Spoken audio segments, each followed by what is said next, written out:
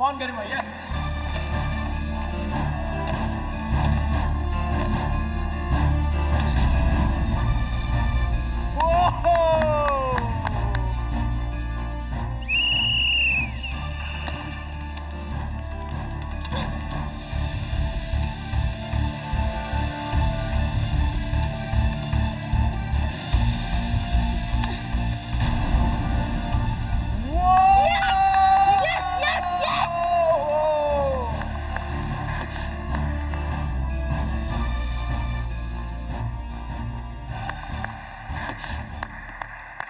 Well played.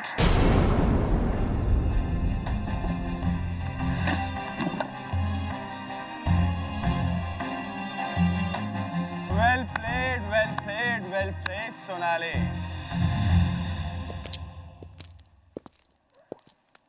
आखिर मेरी coaching कुछ तो काम आई तुम्हारे।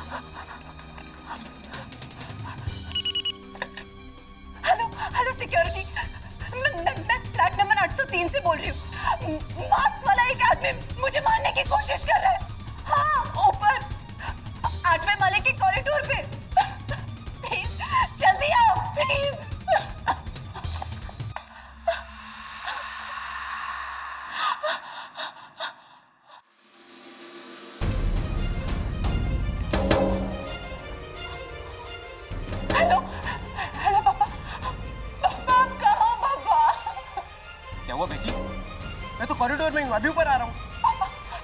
पापा यहाँ एक आदमी ने मुझे मारने की कोशिश की है पापा। मैंने उस पे गोली चला दी। वो यहीं पे। कौन? किधर? फ्लैट के बाहर खड़ा है। पापा प्लीज जल्दी आइए, जल्दी आइए। रुको, मैं पुलिस को फोन करता हूँ। तुम घर के दरवाजे खिड़कियां तब बंद रखना, किसी भी हालत में घर से बाहर मत निकलना। मैं भी ऊपर आ रहा हूँ।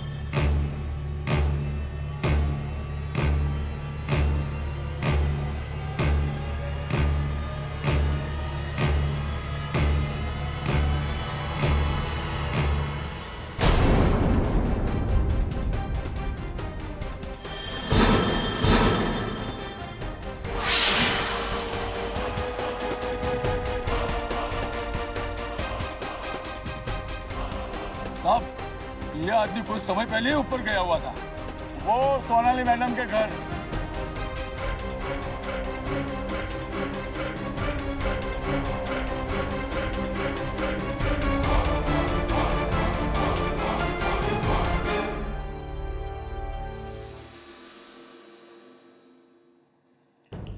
तो आपका ये कहना है कि गिरने से 5 मिनट पहले वो आदमी आपको मारने के लिए आया था और आपने इसी गन से उस पर गोली चलाई?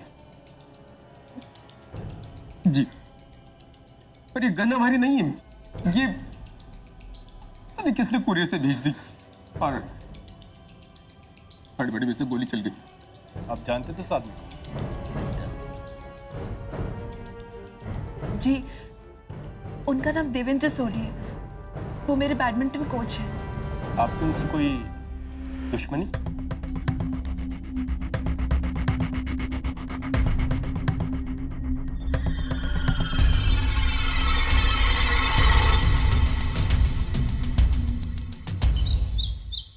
IPC Section 88, act not intended to cause death, done by consent in person's good faith for person's benefit. IPC Section 80, intended to cause death, done by consent in good faith for person's benefit. IPC Section 88, act not intended to... नियति, वो section 9211 के बारे में जानकारी है तुम्हें?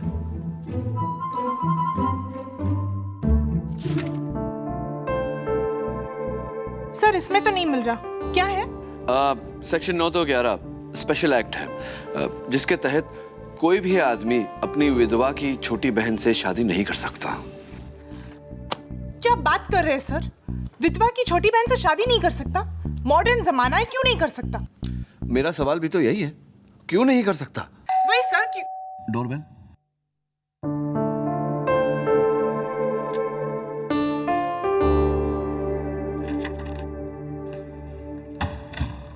KD पाठक है? जी? Sir, मैं जगदीश बरुआ, सोनाली बरुआ का father. Sonali Barua, the famous badminton player. Wow! वो तो अगले हफ्ते एशियन ओपन के लिए टोक्यो जाने वाली है। वो टोक्यो जाएगी या नहीं जाएगी, ये आप पे डिपेंड करता है सर। अभी 2 घंटे पहले मेरी बेटी को पुलिस ने पकड़ लिया। कोच सोनी के कत्ल के इल्जाम में। सर, कत्ल उसने नहीं किया, मेरी बेटी ऐसा कर ही नहीं सकती। वो निर्दोष है। एक बहुत बड़ी साजिश है, कोई से फंसा रहा है। Calm down, Mr. Barua. Calm down. शुरुआत से बताइए, क्या हुआ? What happened? सर, मेरी बेटी सोनाली बैडमिंटन प्लेयर,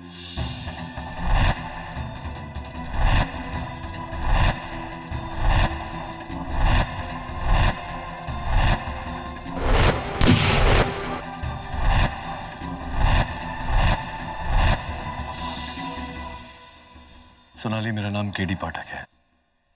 मैं तुम्हारा वकील हूं।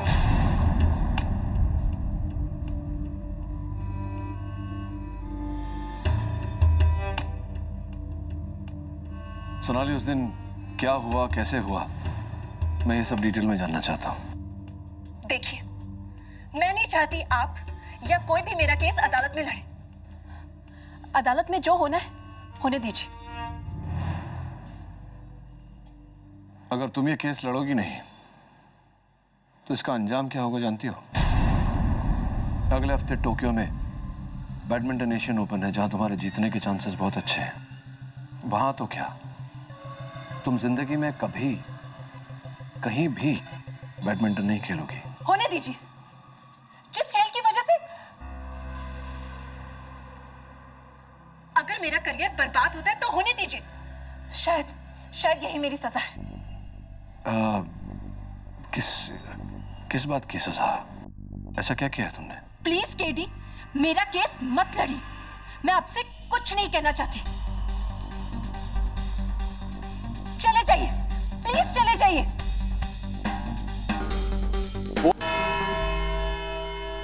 और फिर सोनाली ने बालकनी से देखा तो वही आदमी मास्क पहने नीचे कंपाउंड में पड़ा था। उसके बाद पुलिस आ गई और फिर मैं।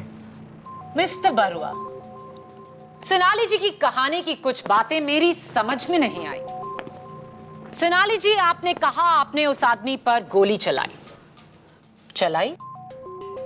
जी।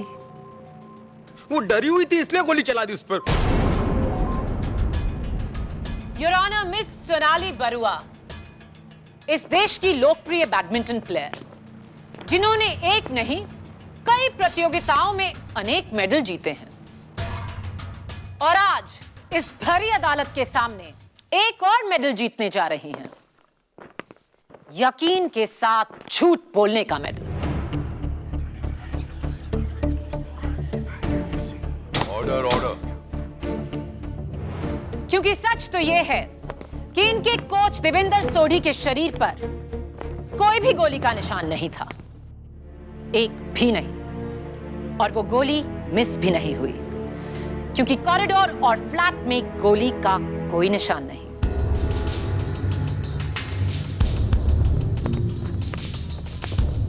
योर ऑनर, एविडेंस में रखी गई इस पिस्टल से एक कार्ट्रिज मिसिंग है, और इस पर सोनाली के उंगलियों के निशान भी। उससे कुछ साबित नहीं होता केडी। सोनाली को अपनी कहानी सच साबित करनी है तो उस गोली का पता मिलना चाहिए।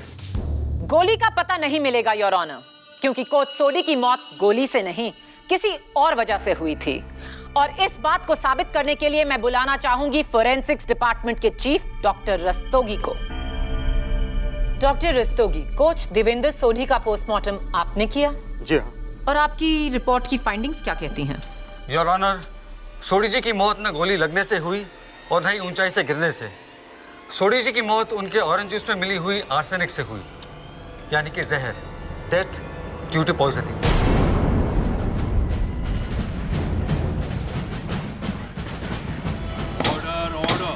और ये डेथ कब हुई? उनके गिरने से कुछ 40-45 मिनट पहले। एक मिनट, मिस्टर सोढ़ी की बॉडी नीचे कंपाउंड में गिरी दोपहर को 3 बजे, और आपके मुताबिक उनकी मौत हुई 2:20 पर, राइट? जी हाँ। पर सोनाली जी के मुताबिक मिस्टर सोढ़ी ने उन पर हमला किया 2:50 पर, यानी कि अपने मरने के ठीक आधे घंटे बाद, राइट सोनाली? क्या ऐसा हो सकता है डॉक्टर? ये नामुमकिन है। सोढ़ी जी की मौत तो 40 मिनट पहले हो चुकी थी, और मुर्दे कभी हमला नहीं करते। यानी कि सोनाली की कहानी झूठी है। सच क्या है मैं बताती हूँ। सोनाली ने सोडी जी को अपने घर बुलाया, उन्हें जहरीला जूस पिलाकर उनकी हत्या की, उनके चेहरे पर मास्क लगाया और फिर गन को नीचे फेंककर सिक्योरिटी को फोन कर झूठी कहानी रची। उसके फौरन बाद उसने सोडी जी के मृत शरीर को बालकनी से नीचे फेंका ताकि ऐसा लगे कि उन पर हमला करने वाला भागते हुए गिरकर मारा गया। Your witness. डॉक्टर रस्तोगी जी, बहुत ही सिंपल सा सवाल। पोस्टमार्टम रिपोर्ट्स के अनुसार जी मिस्टर सोडी ने चाकू किस हाथ में पकड़ा था? जी दाहिने हाथ से। राइट हैंड जी। राइट जी। और रिपोर्ट्स के अनुसार जी मिस्टर सोडी राइट हैंडेड भी थे, राइट? जी हाँ। योर ऑनर, सोनाली ने अपने बयान में कहा है कि जब इन पर हमला हुआ तो हमलावर ने चाकू लेफ्ट हैंड में पकड़ा था, right Sonali?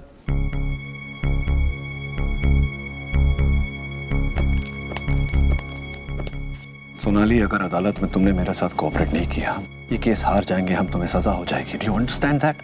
Your honour, Sonali अगर कहे कि हमलावर ने चाकू लेफ्ट हैंड में पकड़ा था या राइट हैंड में, कोई फर्क नहीं पड़ता क्योंकि उनकी कहानी नकली है। योर ऑनर, सोनाली की कहानी सच्ची है, उसका सबूत ये है, ये पिस्टल और ये कुरियर बॉक्स जो पुलिस को सोनाली के फ्लैट से बरामद हुई थी। योर ऑनर, इस कुरियर कंपनी से मैंने चेक किया है, उन्होंने ऐसा कोई भी कुरियर सोनाली को नहीं भेजा। ये कहानी भी नकली है। That's exactly the point, Your Honor. किसी ने बड़ी चालाकी से ये पिस्टल सोनाली के वहां भेजी ताकि जब वो इस पर हमला करे, सोनाली के पास गोली चलाने के अलावा और कोई चारा न रहे। लेकिन इसका सबूत क्या है? ये गन किसकी है? सोनाली की? नहीं योर ऑनर, इस गन के मालिक को फिलहाल तलाशा जा रहा है, but I am sure Sonali हमें बता सकती है कि ये गन किसकी हो सकती है। सोनाली, किसी पर शक है तुम्हें? सोनाली बोलो। सोनाली। नहीं, मुझे किसी पे कोई शक नहीं, मुझे किसी से कुछ नहीं कहना है। सॉरी सोनाली जी, जो सवाल मैं आपसे अब पूछने जा रही हूं उसका जवाब आपको हर हाल में देना ही होगा। आपके और आपके कोच मिस्टर सोडी के ताल्लुकात कैसे थे? नॉर्मल थे। रियली? पिछले हफ्ते जब आपने मलेशियन ओपन जीता तो आपने सबको थैंक किया एक टेलीविजन इंटरव्यू में, अपने टीम मेंबर्स को, अपने लोकल ट्रेनर्स को, अपने पापा को, अपने फिजियोथेरेपिस्ट को, लेकिन आप एक नाम लेना भूल गई, अपने कोच का, मिस्टर सोडी। क्या उन्हें थैंक ना करना ये नॉर्मल है? मैं उनका नाम लेना भूल गई थी, उसके लिए मैं माफी चाहती हूँ। कोई प्रॉब्लम थी आपके बीच? बोलिए। सोनाली बताइए। मैं नहीं बता सकती। क्यों नहीं बता सकती? सोनाली जी बोलिए, आपके बीच क्या प्रॉब्लम थी? प्लीज, आपको जो सजा सुनानी है सुना दीजिए, मुझे कुछ नहीं कहना है। सजा आपकी चॉइस से नहीं, कानून के हिसाब से दी जाएगी। सोनाली जी प्लीज बताइए, सोडी जी और आपके बीच में क्या प्रॉब्लम थी? मैं नहीं बता सकती। क्यों नहीं बता सकती? मैंने कहा ना मैं नहीं बता सकती। प्लीज सोनाली जी बताइए। मैं बता सकता हूँ, मेरे पास इसका जवाब है। मैं अदालत से विनती करता हूँ कि मुझे कटघरे में आने की इजाजत दे। नहीं पापा प्लीज, आप कुछ नहीं कहेंगे। सोनाली जी, आपका ये कहना कानून की कार्रवाई में दखलंदाजी है। मिस्टर बरुआ, आप कटघरे में आ सकते हैं। मेरी बेटी सोनाली देश के टॉप बैडमिंटन प्लेयर्स में से एक है। क्या कुछ नहीं किया उसने देश का नाम रोशन करने के लिए, अपना खून पसीना कर दिया, लेकिन स्पोर्ट्स पे पड़ी इस पॉलिटिक्स की वजह से इसे आज तक एक भी राष्ट्रीय सम्मान नहीं मिला।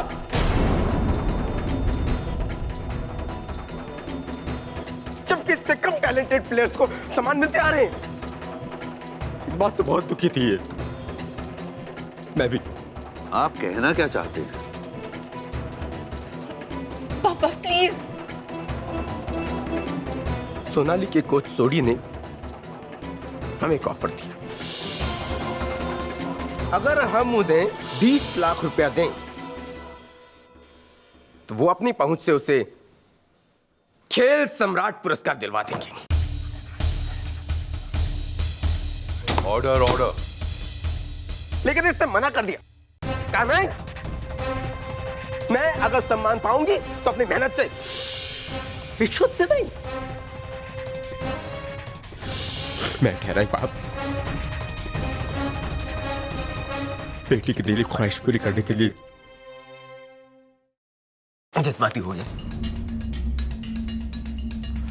मसौड़ी की बातों में आके सोनाली को बिना बताए उसे 20 लाख रुपए दे दिए। और मेरे से गलत काम की खबर जब सोनाली को लगी तो मुझसे बहुत झगड़ा किया इसने। गुस्से में जाकर सीधे सोडी से मिली, उसे कहा कि हमें हमारे 20 लाख रुपए वापस दे दो, हमें कोई सामान नहीं चाहिए। गलत है ये।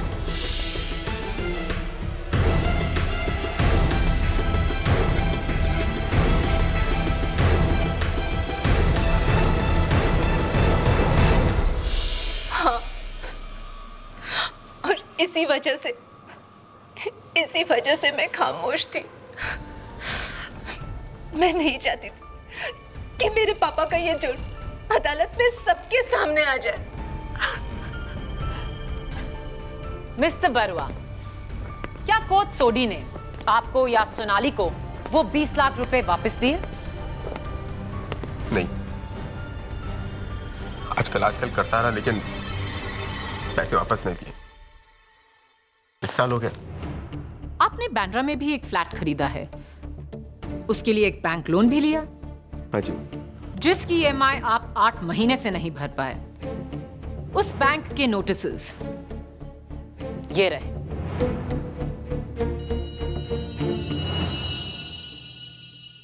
पैसों की तंगी है। अगर सोडी आपके पैसे लौटा देते तो आप इस प्रॉब्लम में कभी नहीं आते। हाँ, अगर वो सारे पैसे मिल गए होते तो मेरे पापा को शायद कभी दिल का दौरा नहीं पड़ता। उनकी रातों की नींद हराम नहीं होती। उनके उम्र भर की कमाई, उनके पेंशन से निकला सारा पैसा, वो 20 लाख रुपए मेरे पापा की जिंदगी के 20 साल थे जो एक ही झटके में चले गए। उनकी इस एक छोटी सी गलती की इतनी बड़ी सजा। और आपके पापा को सजा देने वाले सोडी को आपने सजा दी, उसका खून करके।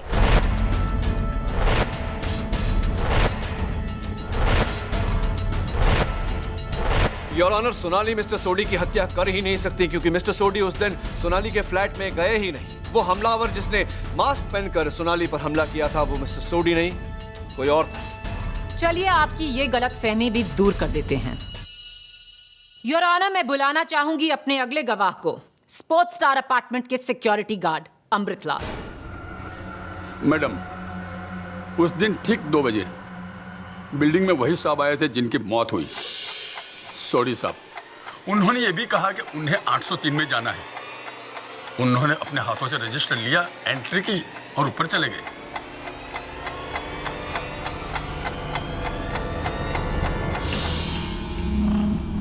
ये है उस सोसाइटी के रजिस्टर की कॉपी। योर ऑनर, ये खुद मिस्टर सोडी का लिखा आखिरी सबूत है, जहां उन्होंने लिखा है कि वो दोपहर के 2 बजे सोनाली के फ्लैट 803 में उससे मिलने आए।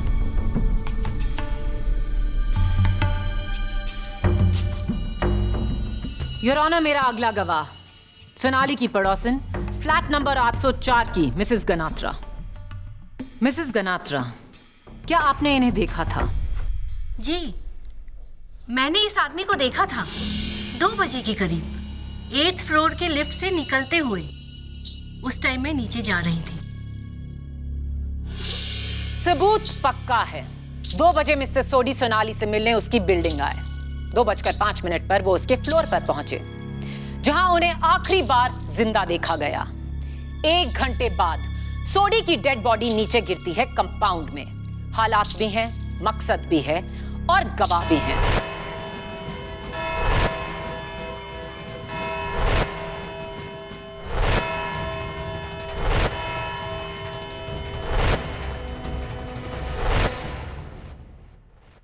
सोनाली, तुम अपने पिता का जुर्म छिपाना चाहती थी, इसीलिए नहीं चाहती थी कि तुम्हारा केस अदालत में आए।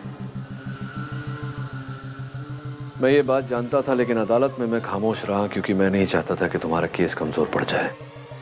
देखो सोनाली, अदालत में तुम्ही ने कहा कि तुम्हारे पिता को उनके किए की सजा मिल गई है, तो अब किस बात की सजा देना चाहती हो उन्हें? Sonali, please try and understand. अगर तुमने कोऑपरेट नहीं किया तो इतने संगीन जुर्म के लिए तुम्हें फांसी की सजा भी मिल सकती है। और एक जवान बेटी को फांसी पे चढ़ता देख एक बाप के लिए इससे बड़ी सजा कोई नहीं होती। अगर तुम्हें अब भी लगता है कि मुझे तुम्हारा केस नहीं लड़ना चाहिए तो I guess it's your life.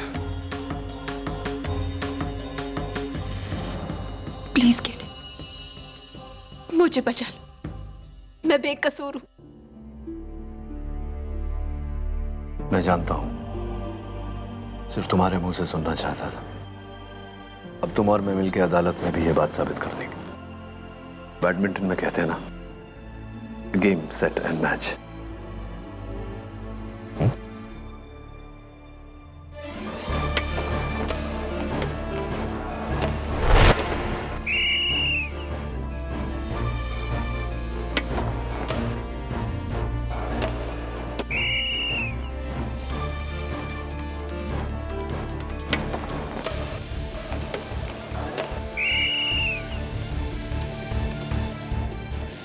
Game and match go to Garima.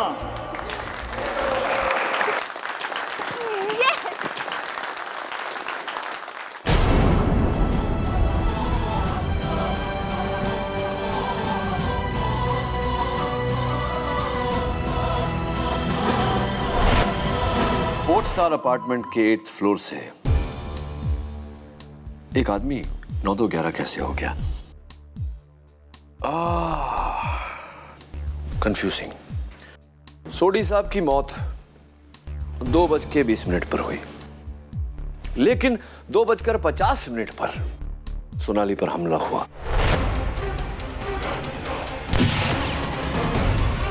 और 3 बजे सोडी साहब की लाश जमीन पर गिरी। सर, या तो सोनाली सच कह रही है या फिर फॉरेंसिक रिपोर्ट्स। आई थिंक दोनों सच बोल रहे हैं। Sir, how is that possible? क्योंकि सोनाली के हमलावर ने अपने फेस पे मास्क पहना हुआ था। अगर वो मिस्टर सोडी होते तो उन्हें मास्क पहनने की क्या जरूरत थी? पॉइंट नंबर 2, सोनाली ने जेल में मुझसे कहा था कि हमलावर ने चाकू लेफ्ट हैंड में पकड़ी थी, जबकि सोडी राइट हैंडेड था। पॉइंट नंबर 3, जब सोनाली ने अपने हमलावर पर गोली चलाई तो हमलावर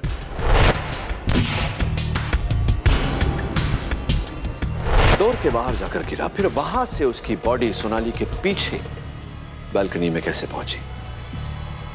इट्स वेरी क्लियर, सोनाली पर जिसने हमला किया वो मिस्टर सोडी नहीं, कोई और था। सर, उस हिसाब से तो कातिल लेफ्टी है। You're right. लेकिन सर, ये 2 आदमियों वाली बात आपने अदालत में क्यों नहीं कही? What's the point, नियति? What's the point? इस बात का पूरा दारोमदार सोनाली का बयान है, जो माया अदालत में तुरंत झुठला देती। इस बात को साबित करने के लिए हमें सोनाली के बयान के अलावा सबूत चाहिए, और सबसे बड़ा सबूत है वो पिस्टल जो मौका वारदात से मिला। क्या करें अभी? मिस्टर खान, लगता है सबूत मिल गया।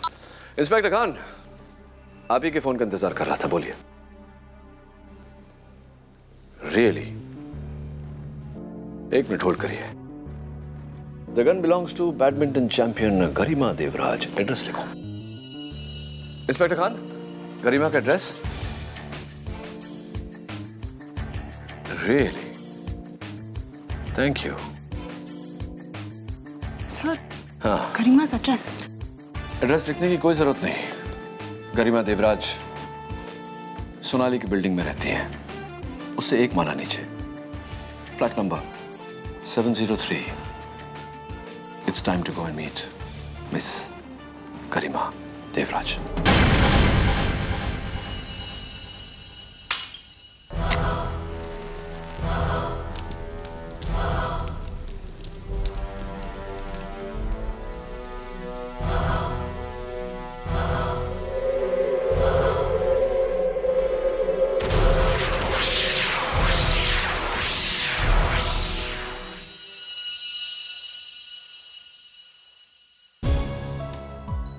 अमृतलाल जी, आप लेफ्ट हैंडेड हैं? जी साहब। ये वही रजिस्टर है जिस पर मिस्टर सोडी ने साइन किया था? जी साहब। केडी, इस पर कानून की मोहर भी है। ध्यान से देखोगे तो इस पे एक मोहर और लगी है। उस दिन गरिमा से मिलने 1 बजे दिनेश मदन आया था।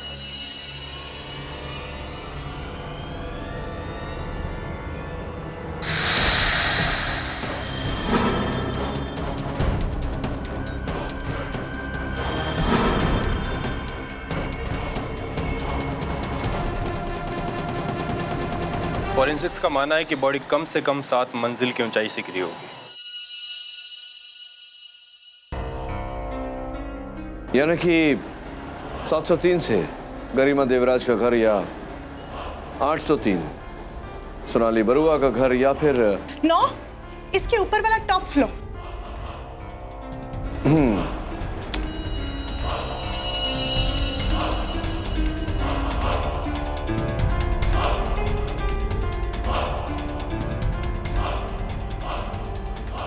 मिस्टर बरुआ, लगता है ऊपर वाला फ्लैट बंद है। सारे फूल सूख गए हैं, पानी डालने वाला कोई नहीं। हाँ, आप सही है। एक इन्वेस्टर का फ्लैट है, काफी टाइम से बंद पड़ा है वो। और टेरेस पे हमेशा ताला रहता है। इसका मतलब कि 9th फ्लोर और टेरेस से बॉडी गिरने का कोई चांस नहीं। तो बचा सिर्फ फ्लैट नंबर 803, यानी कि सोनाली का फ्लैट है।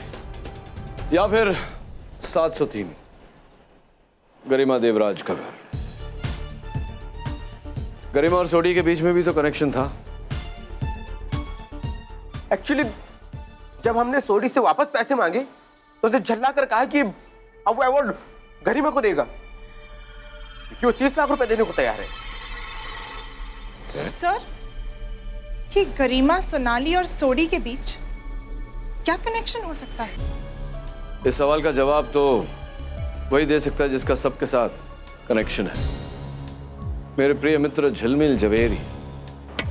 तू एकदम करेक्ट आदमी के पास पहुंचा है केडी, और मैंने तुझे डायरेक्ट आदमी से मिलाया है। एंडी, इस क्लब का मालिक। बैडमिंटन की दुनिया की सारी खबर रखता है, अंदर की। Good shot Andy. अच्छा ये बता, ये जो सोनाली और गरिमा रोज आते हैं तेरे क्लब में ट्रेनिंग के लिए? अरे शुक्र मनाओ कि यहाँ आकर बैडमिंटन खेलते हैं, नहीं तो वो दोनों तो अपनी जान से खेल जाए। रियली? कोई खास दुश्मनी दोनों में? दुश्मनी क्या केडी, जब 2 हीरोइन आपस में दोस्त नहीं हो सकती तो 2 प्लेयर्स आपस में दोस्त कैसे हो सकती है? हाँ, दैट्स राइट। जबरदस्त कंपटीशन था दोनों में। अरे ये लो, शैतान का नाम लिया और हाजिर, वो है गरिमा। ये इसके साथ में वो क्रिकेटर दिनेश मदन है ना? अरे दिनेश मदन अपना बॉयफ्रेंड है उसका। मिलो, तेरे को मिलो उससे। रोज आता है गरिमा के साथ, और पिछले संडे अकेला आया था सोडी से मिलने। सोडी से मिलने? हाँ, वो दोनों यहीं बैठे थे। जोर जोर का कोई आर्ग्यूमेंट हो रहा था कुछ पैसे के मामले को लेकर। ये सोडी भी कमाल का आदमी था, 100 लोगों से दुश्मनी मोल ली थी उसने। अब ऐसे आदमी का तो ऐसा ही अंजाम होना था।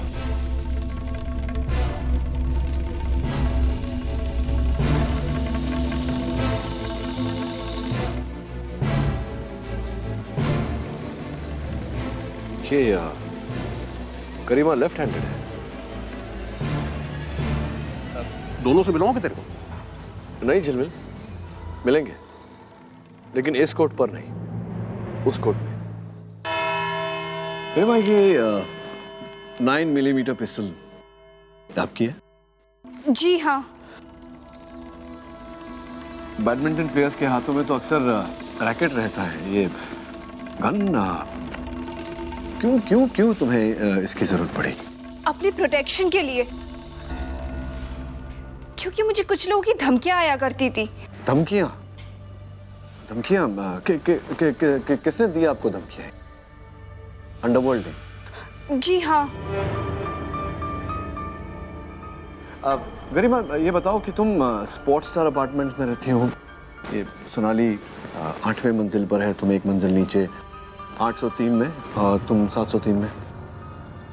जी। मैं ये सोच रहा हूँ कि तुम्हारी ये पिस्टल इस तरह उड़कर 7वीं मंजिल से 8वीं मंजिल पर कैसे हाउ डिड इट हैपन, कैसे पहुँच गई? वो मैं नहीं जानती, और वैसे भी ये गन मैं अपने घर में नहीं रखती हूँ। अच्छा। मैं इसे अपने बैडमिंटन क्लब के लॉकर रूम में रखती हूँ, जहाँ से ये गन 4 दिन पहले ही चोरी हो चुकी थी। ये गन तुम्हारे बैडमिंटन क्लब के लॉकर रूम से 4 दिन पहले चोरी हो चुकी थी, तो तुमने पुलिस कंप्लेंट तो की होगी, रिपोर्ट लिखवाई होगी? हाँ, लिखवाई थी। और ये रही उसकी रिपोर्ट। Thank you.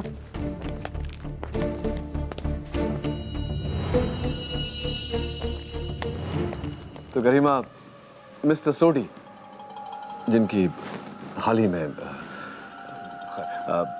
उनका और तुम्हारा क्या रिश्ता था? वो सोनाली से पहले मेरे कोच हुआ करते थे। अच्छा, तो तुमने उन्हें ये खेल सम्राट अवार्ड के लिए रुपए दिए थे? जी नहीं दिए थे। जी नहीं दिए थे। तो क्या उस दिन मिस्टर सोडी तुमसे मिलने आए थे तुम्हारे घर? जी नहीं। और क्या मिस्टर सोडी तुम्हारे प्रिय दोस्त जो हैं क्रिकेटर दिनेश मदन उन्हें जानते थे? जी नहीं। वो दोनों एक दूसरे को नहीं जानते थे? नहीं। वो दोनों एक दूसरे को नहीं Are you sure? Yes. You're sure. Thank you. That's all, Your Honor. Prosecution. गरिमा, जब तुम्हारी गन चोरी हुई तो तुम्हें किस पर शक हुआ? सोनाली पर, क्योंकि उस दिन सोनाली 10 मिनट पहले उस खाली लॉकर रूम में गई थी और उसने उस दिन रिसेप्शन से गलती से मेरी चाबी ले ली थी। गलती से?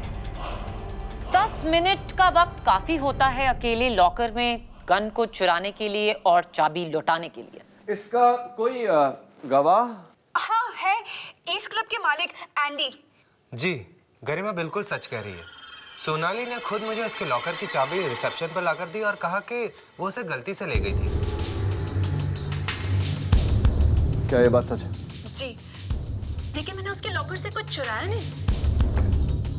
योर ऑनर, आई होप हम सब समझ रहे हैं कि गरिमा की गन सोनाली तक कैसे पहुंची। क्लियरली किसी नकली कुरियर से तो नहीं।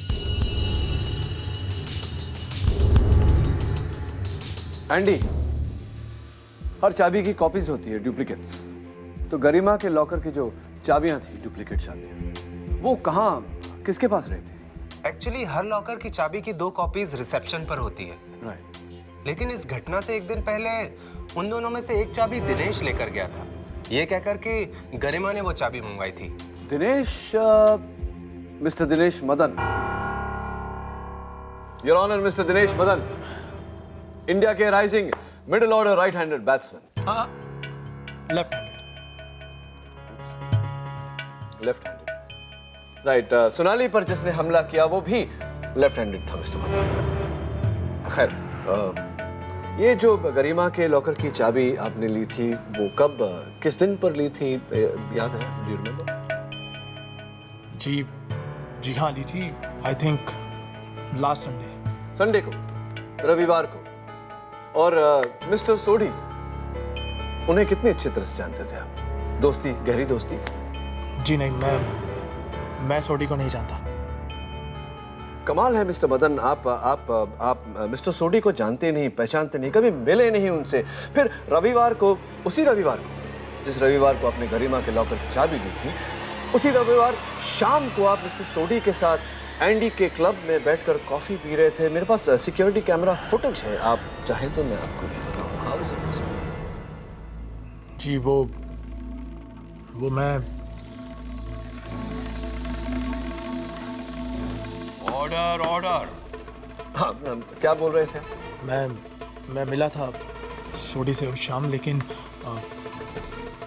आप मिले थे उस दिन शाम को। तो मिस्टर मदन, अब ये बताइए कि आपसे पहले गरिमा और अब आप क्यों झूठ बोल रहे थे कि आप मिस्टर सोडी को जानते ही नहीं? वाई? क्योंकि अगर मीडिया को पता लग जाता कि मैं सोडी से क्यों मिल रहा हूं तो आप समझ सकते हैं। मीडिया का डर छोड़िए मिस्टर मदन और अदालत का डर पैदा करिए, और सच सच बताइए कि उस शाम आपने मिस्टर सोडी को थप्पड़ क्यों मारा था? थप्पड़? मैंने कोई थप्पड़ नहीं मारा उसे। थप्पड़ मारा था आप? जैसा मैंने कोई थप्पड़ नहीं मारा, मैंने उसे सिर्फ धमकी दी थी। धमकी दी थी? चलिए, इतना तो माना आपने। क्यों हुआ? क्यों धमकी दी थी? वो मैं क्या है कि सोडी के पास मेरे और गरिमा के कुछ फोटोग्राफ्स थे जो स्कैंडल क्रिएट कर सकते थे, और वो काफी टाइम से गरिमा को ब्लैकमेल भी कर रहा था। ब्लैकमेल। तो कितने क्या रकम मांगी गई थी? 50 लाख रुपए के लिए। 50 लाख। और उसका पहला इंस्टॉलमेंट 5 लाख रुपए मैंने सोडी को शाम को दिए भी थे। राइट। मैं समझ गया। तो बाकी की रकम 45 लाख रुपया देने के लिए आपने मिस्टर सोडी को उस दिन गरिमा के स्पोर्ट्स स्टार अपार्टमेंट वाले फ्लैट में 703 में उन्हें बुलाया। जी, ये झूठ है। मैं उसे भला वहां क्यों बुलाऊंगा? मैं तो वहां था ही नहीं। ये बिल्कुल झूठ है। आप नहीं थे वहां। आप थे वहां। बिल्डिंग के रजिस्टर में आपकी एंट्री है, जिसकी ये जेरॉक्स कॉपी है। आप ही का नाम है, आप ही का सिग्नेचर।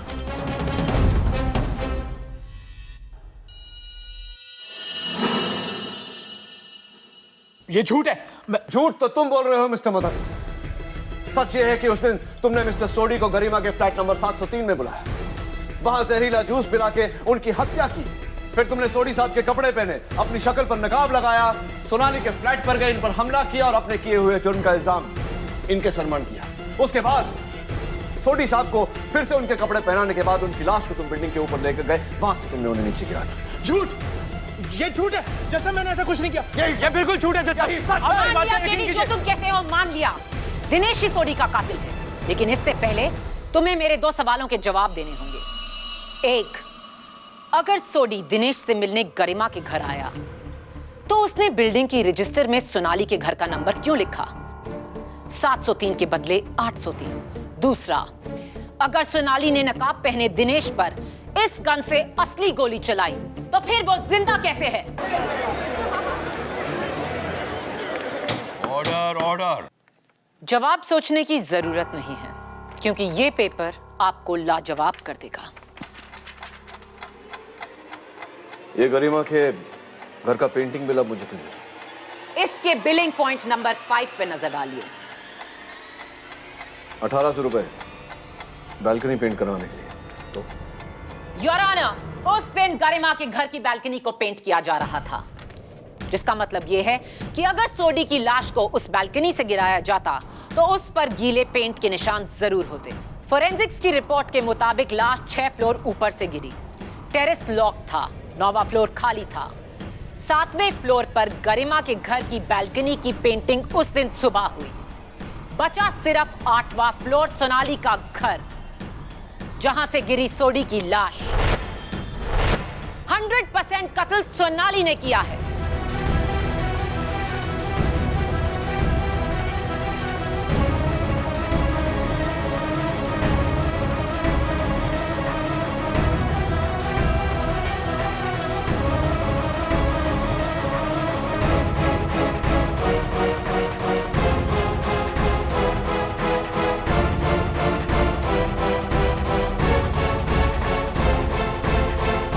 सोच रहे हो कीडी? अपनी इस पहली हार का सामना कैसे करोगे? फैसला अभी बाकी है मिस माया। और फैसला क्या है हम दोनों जानते हैं।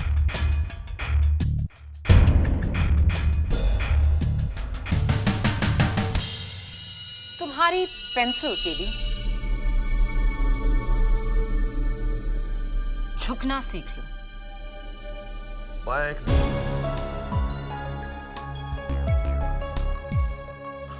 चिंता मत करो, बालों में कुछ।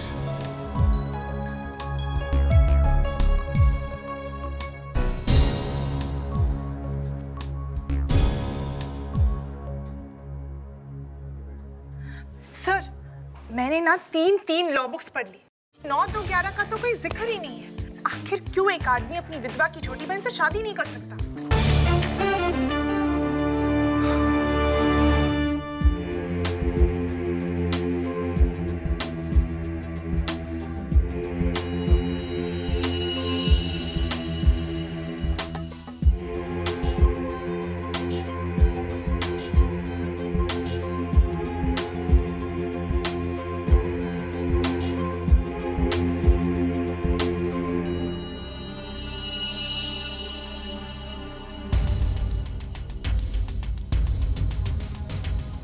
ये क्या देख रहे हैं सर?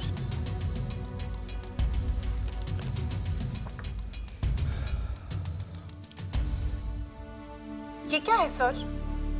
मिस्टर सोडी की लाश। और लाश के साथ खून भी है। और फूल भी, बोगनविला के फूल, जो स्पोर्ट्स स्टार अपार्टमेंट के 9th फ्लोर पे लगे हुए हैं। और मिस्टर सोडी का मृत शरीर बोगनविला के फूलों को रगड़ता हुआ आकर नीचे जमीन पर गिरा। सर लेकिन 9th फ्लोर का फ्लैट तो लॉक्ड है। Let's go and unlock it. Sir, sir wait for me. Sir sir sir sir sir I am coming.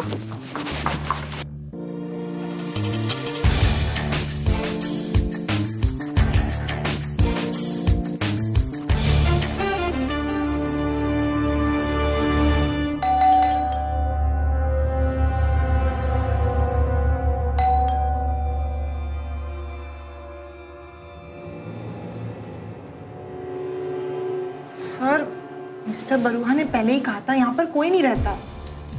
Right. क्या चाहिए आपको? सर क्या करें, मैं देती हूँ। सर कौन?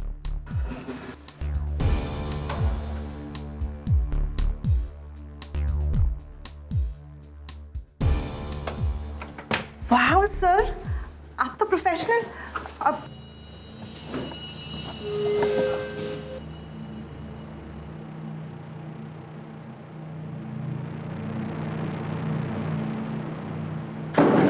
सर यहाँ पर तो ऐसा कुछ दिख ही नहीं रहा जिससे लगे किसी का मर्डर हुआ हो।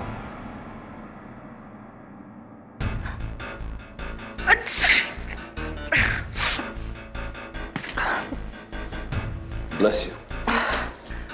Thank you sir.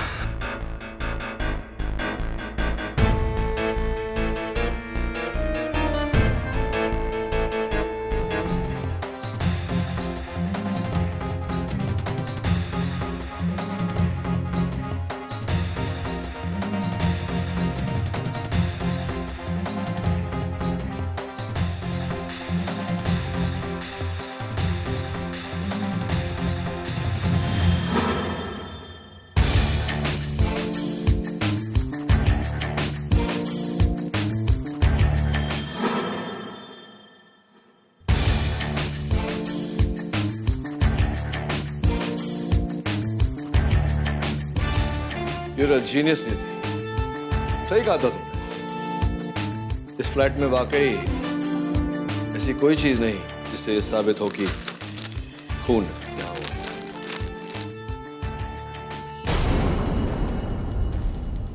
Come with me, come with me.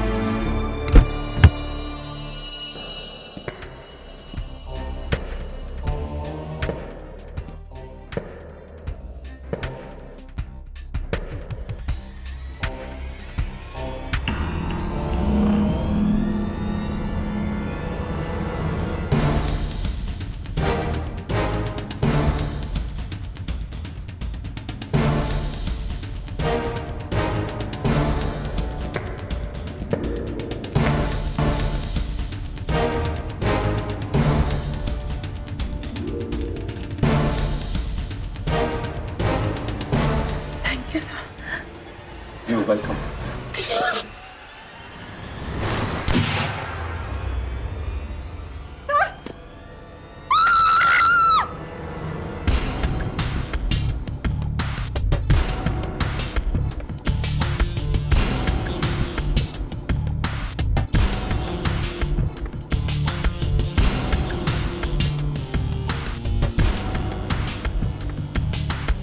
Andy, मैंने ये फ्लैट कुछ दिन पहले किराए पर लिया था ताकि तुम सोडी की हत्या करके उसे बालकनी से नीचे फेंक सको।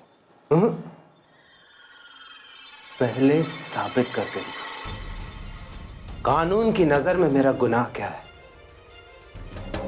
बिना किसी को बताए इस बिल्डिंग के 9th फ्लोर के फ्लैट को किराए पर लेना?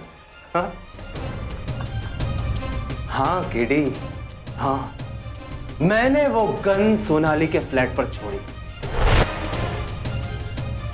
मैंने सोडी को मारा, मैंने उसे फेंका। कैसे साबित करोगे? मैंने इस कमरे से, इस फ्लैट से हर नामो निशान को मिटा दिया। कोई सबूत नहीं है तुम्हारे पास उस मर्डर का। कैसे साबित करोगे केडी? हाँ?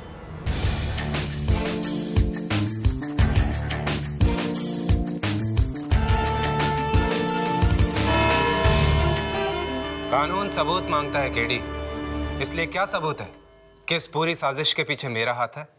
क्या सबूत है कि सोडी का खून मैंने किया है? एंडी, मैं जानता हूं कि तुमने 9 माले के उस फ्लैट से हर सबूत मिटा दिया। जहर की वो शीशी, वो ग्लासेस, जूस का वो बॉटल, फर्नीचर पर लगे तुम्हारे और सोडी साहब की उंगलियों के निशान, हर सबूत मिटा दिया जो तुम्हें उस जुर्म से जोड़ सकती थी। लेकिन एक चूक कर गए तुम। योर ऑनर, ये टेप। टेप? ऐसा टेप तो हर घर में मिल जाएगा केडी, ये कोई सबूत नहीं।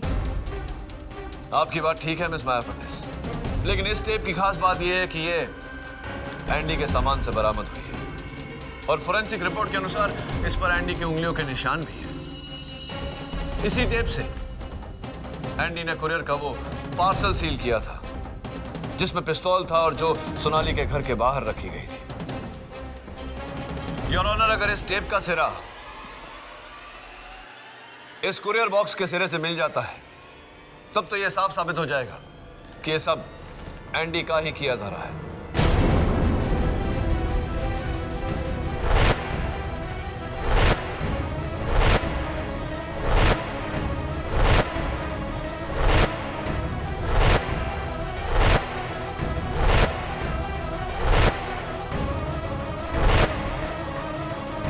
Perfect match, Your Honor.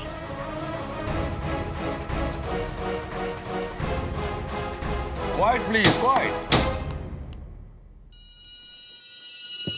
अब बताओ एंडी, अब तो तुम्हारे बचने का कोई रास्ता बाकी नहीं रहा। हाँ, सोडी ने मुझसे 30 लाख रुपए लिए थे इस बात का प्रॉमिस लेकर कि वो मेरे स्पोर्ट्स क्लब को नेशनल ट्रेनिंग सेंटर बना देगा, लेकिन बिना कुछ किए वो मेरे सारे पैसे खा गया।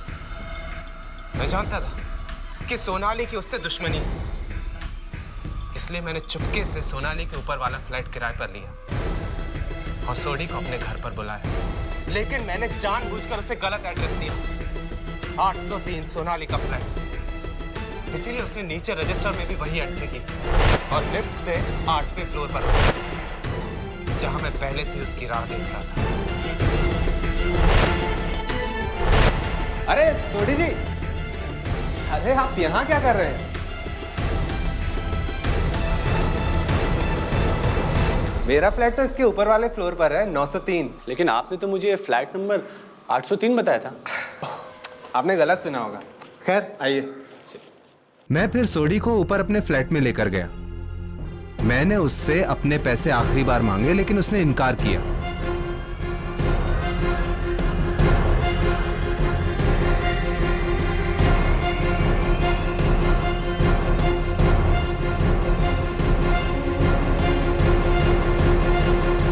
मैंने टॉपिक बदला।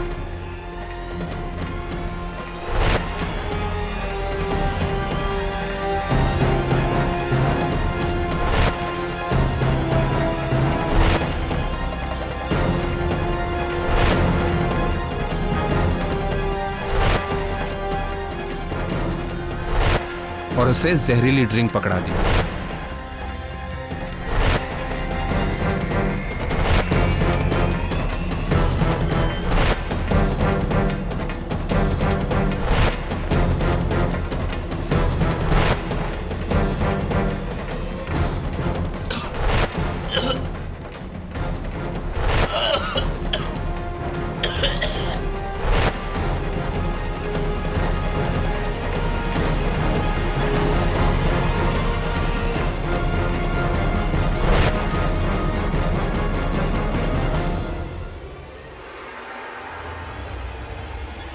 ड्रिंक के असर से सोडी की मौत हुई। फिर मैंने एक बुलेट प्रूफ जैकेट पहना और उसके ऊपर एक गाउन पहना और अपने चेहरे पर एक मास्क लगाया।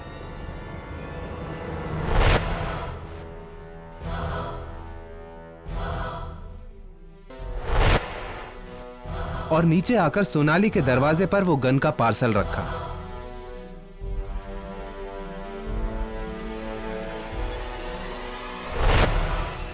और फिर मास्क पहने सोनाली पर हमला किया। सोनाली ने घबराकर मुझ पर गोली चलाई और दरवाजा बंद कर दिया। मैं भागकर वापस ऊपर अपने फ्लैट में आया और सोडी की लाश को मैंने वही गाउन और मास्क पहना दिया।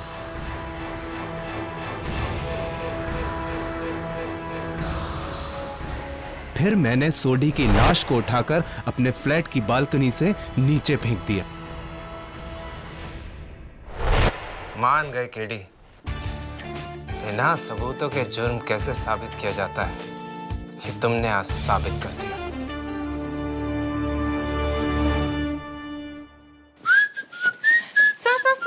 Sir I'm here. What do you want? सब आपने अब तक बताया नहीं।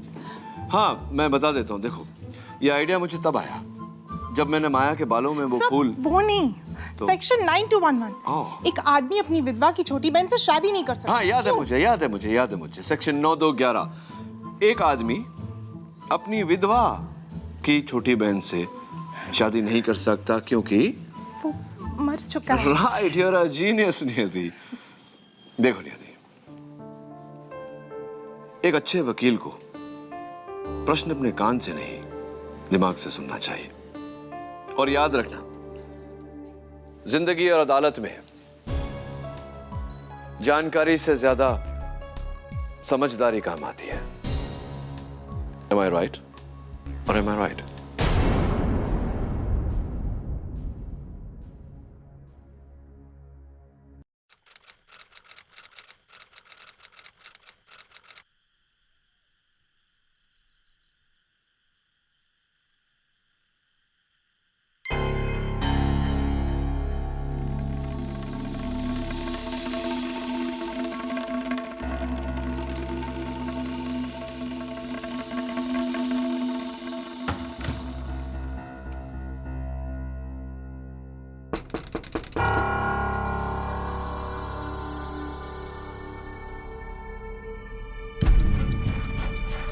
कौन?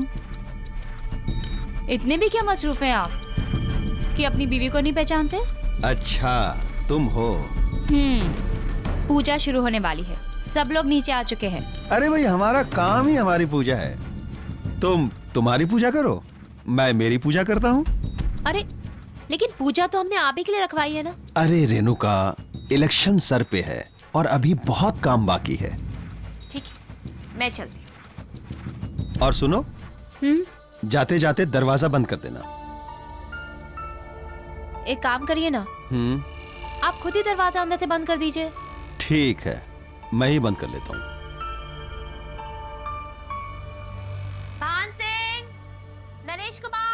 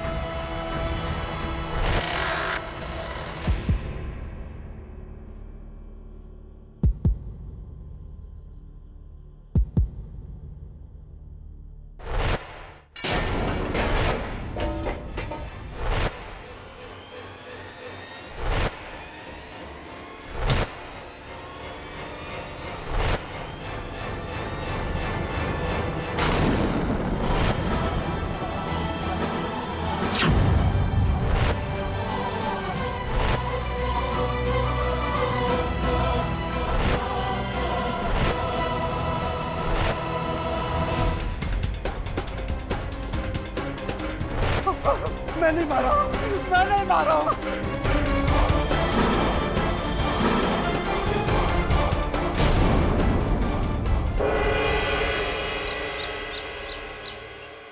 आज की ताज़ा खबर, आज की ताज़ा खबर, होने वाले मुख्यमंत्री निरंजन साय का खून। आज की ताज़ा खबर, आज की ताज़ा खबर। हम अपनी माँ की कसम खा के कहते हम खून नहीं किए, हम वहां सिर्फ चोरी करने गए थे।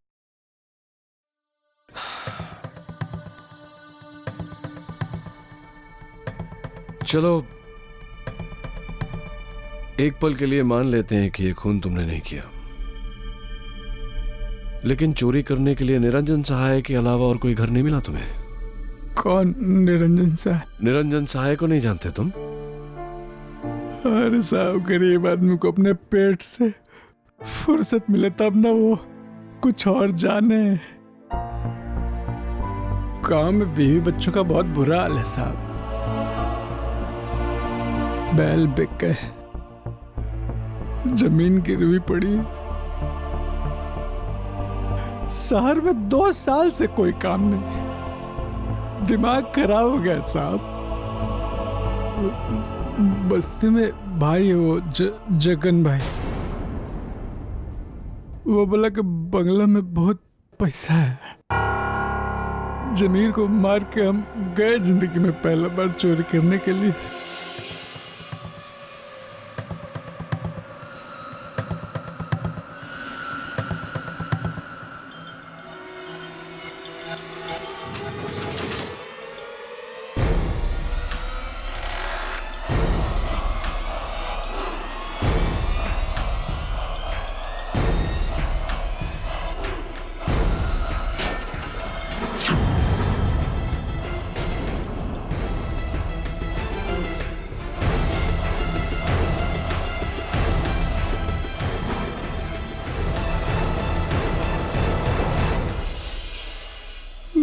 मुसीबत जो है वो एक ही साथ आती है साहब, एक ही साथ आती है। देखो चंदू, तुम्हारी बाकी की मुसीबतों के बारे में मैं कुछ नहीं कह सकता, लेकिन इतना जरूर कहूंगा कि अगर तुम बेगुनाह हो तो इस मुसीबत से मैं तुम्हें जरूर निकालूंगा। नहीं साहब नहीं, अंदर से आवाज आ रही है साहब कि हम बहुत बुरे फंसे, बहुत बुरे फंसे हम साहब। हिंदुस्तान का कानून कहता है इनोसेंट अंटिल प्रूवन गिल्टी। इसका मतलब जब तक तुम्हारा जुर्म साबित नहीं हो जाता तुम बेगुनाह हो।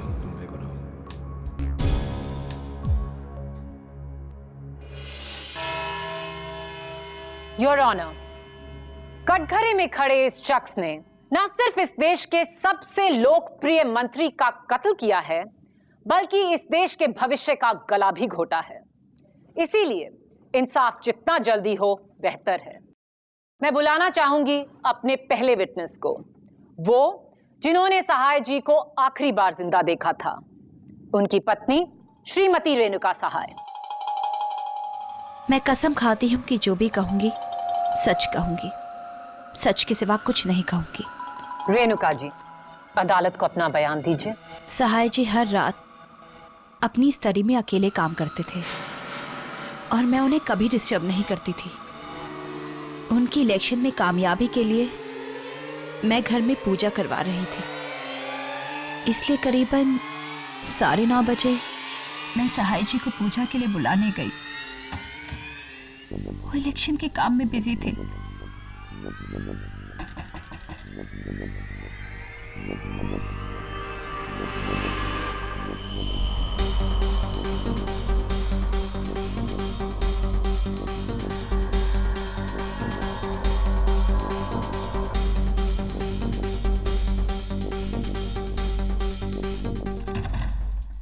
मेरे चाहते ही उन्होंने स्टडी का दरवाजा अंदर से बंद कर लिया। और फिर उसके बाद? और फिर करीबन 10:15 बजे पूजा के बाद मैं नीचे हॉल में प्रसाद बांट रही थी। मैंने ऊपर कुछ गिरने की आवाज सुनी तो मैं भाग के ऊपर गई। हाय मैंने देखा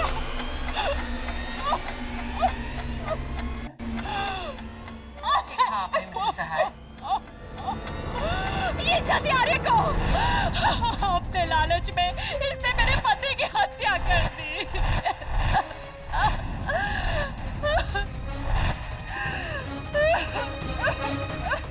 डिफेंस। रेणुका जी, क्या आपने चंदू को अपने पति का खून करते हुए देखा? जी? क्या आपने चंदू को आपके पति का कत्ल करते हुए देखा? आपके पति के शरीर में छुरा भोंकते हुए अपनी आंखों से देखा?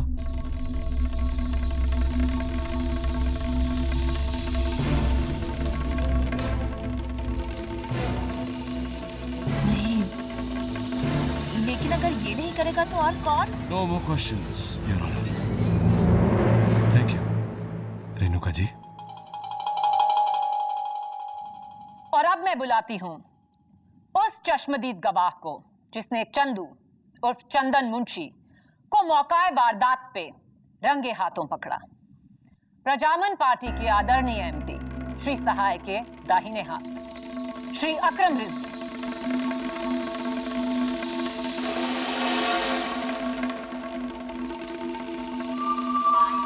रिजवी साहब, आप प्लीज कोर्ट को बताएंगे कि उस रात को आपने क्या देखा? जी करीब 10:15 बजे थे और मैं पार्टी के एमपीज की लिस्ट लेके सहाय जी के पास उनके स्टडी रूम की तरफ जा रहा था। जोर से कुछ गिरने की आवाज सुनी। मैं भागकर वहां पहुंचा तो कमरा खुला था और लाइट भी बंद थी। जैसे ही मैंने लाइट जलाई, मैंने इस आदमी को वहां देखा।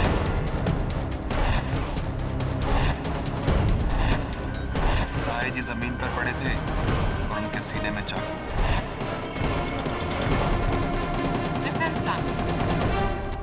एक ही प्रश्न है रिजवी साहब, क्या आपने चंदू को सहाय साहब का कत्ल करते हुए देखा? नहीं, लेकिन इस आदमी को मैंने थैंक यू। मेरे अगले विटनेस सहाय जी के पीए अशोक मंकड़ जी। जी, मैं हमारे पार्टी प्रेसिडेंट श्री भानुदास पारिक को उनके बंगले छोड़कर वापस सहाय सर के बंगले पे आया। करीब 10:15 पे अचानक सहाय सर के कमरे से कुछ गिरने की आवाज आई। मैं भागकर ऊपर गया और जाकर देखा कि रिजवी साहब लाइट ऑन किए और सहाय सर नीचे पड़े थे सर। तो आप क्या कहते हैं डिफेंस लॉयर? मिस्टर मंकड़, क्या आपने चंदू को सहाय साहब का कत्ल करते हुए देखा? नहीं, लेकिन इसके उंगलियों के निशान उसके। मिस्टर अशोक मंकड़, जो प्रश्न पूछा जा रहा है उसी का उत्तर दीजिए। बाकी की जानकारी देने के लिए पब्लिक प्रोसिक्यूटर साहिबा है ना हमारे पास। क्या आपने चंदू को सहाय साहब का कत्ल करते हुए देखा?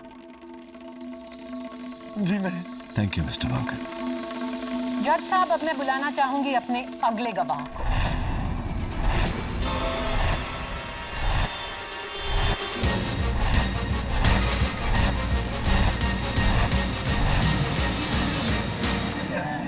Order order. योर ऑनर, सभी की जुबानी हमने सुनी सिर्फ एक कहानी जिसका एक ही अंजाम हो सकता है कि सहाय जी का खून इस चोर चंदू ने किया। अब ताकि किसी को कोई डाउट ना रह जाए, मैं बुलाना चाहूंगी इस केस की तहकीकात करने वाले सीनियर इंस्पेक्टर श्रीकांत दवे को। इंस्पेक्टर दवे, पुलिस की रिपोर्ट क्या कहती है? पूरी छानबीन के बाद पुलिस इस नतीजे पर पहुंची है कि कत्ल एक कमरे के अंदर हुआ। जिस कमरे में कत्ल हुआ वो अंदर से बंद था, जिसकी सिर्फ एक चाबी थी, जो सिर्फ और सिर्फ श्री सहाय के पास। और जिस मर्डर वेपन से कत्ल हुआ वो ये चाकू है, जिस पर इस आदमी की उंगलियों के निशान है।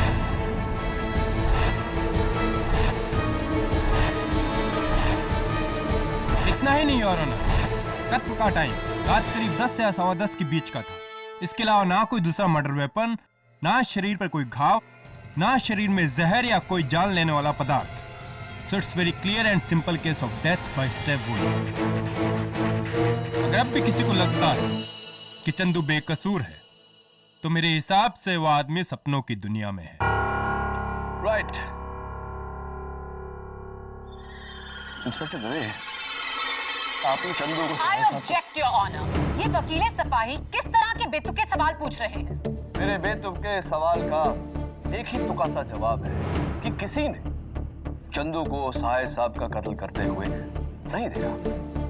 ओह, तो आप कहेंगे कि आपने हवा को नहीं देखा तो हवा नहीं है, भगवान को नहीं देखा तो भगवान नहीं है। नहीं है ना, भगवान भी है, हवा भी है।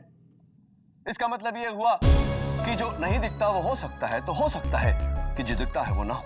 जो हो सकता है वो दिखता नहीं है, और जो आपकी इजाजत हो तो मैं आपको दिखा के बताना चाहता हूँ कि क्या हो सकता है और क्या नहीं हो सकता। तो साहब, ये आज का न्यूज़पेपर है और ये पब्लिक प्रोसिक्यूटर साहिबा का पानी का गिलास।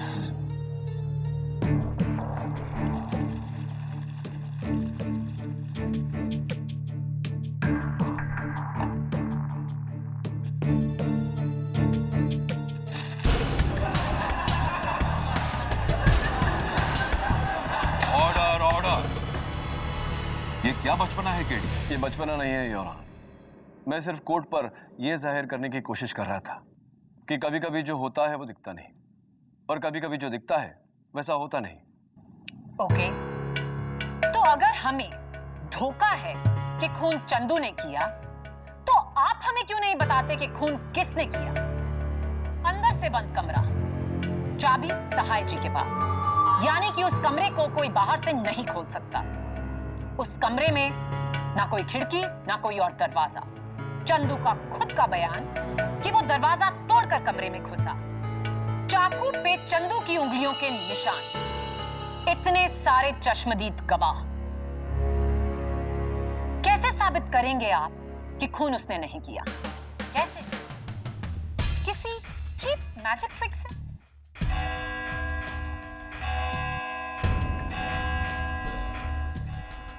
Court is urgent for the day. Chandu Munshi के गले में फांसी का फंदा और भी कसता जा रहा है और डिफेंस के लिए उसे बचाना और भी मुश्किल होता जा रहा है। कैमरामैन निरंजन के साथ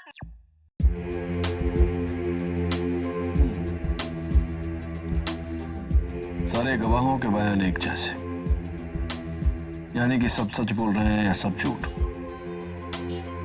बंद कमरा, न आने की जगह न जाने की, चाकू पर चंदू के उंगलियों के निशान। Something is wrong, something is wrong. कुछ तो गड़बड़ है। अरे गड़बड़ तो इधर है। आज मॉर्निंग को ही मैं सब बुक्स अरेंज करके रखा था और अभी देखो सब उल्टा पुल्टा। तुम्हारा सिस्टम ही गलत है। मिसेस बिलेबोरिया, छोड़िए वो। यहाँ आइए, यहाँ आइए। देखिए, देखिए, ये 3 ग्लासेस और ये 3 बॉल्स। ये बॉल यहाँ रखा, इसको टैप किया।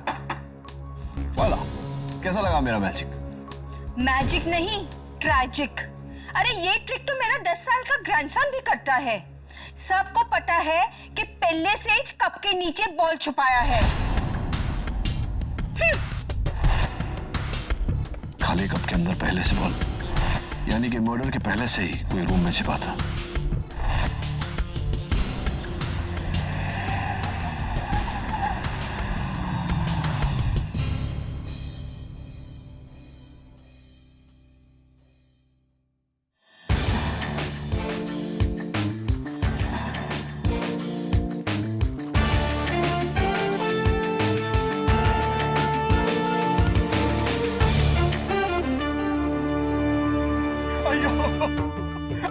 ये क्या हो गया साहिब जी? ये क्या हो गया?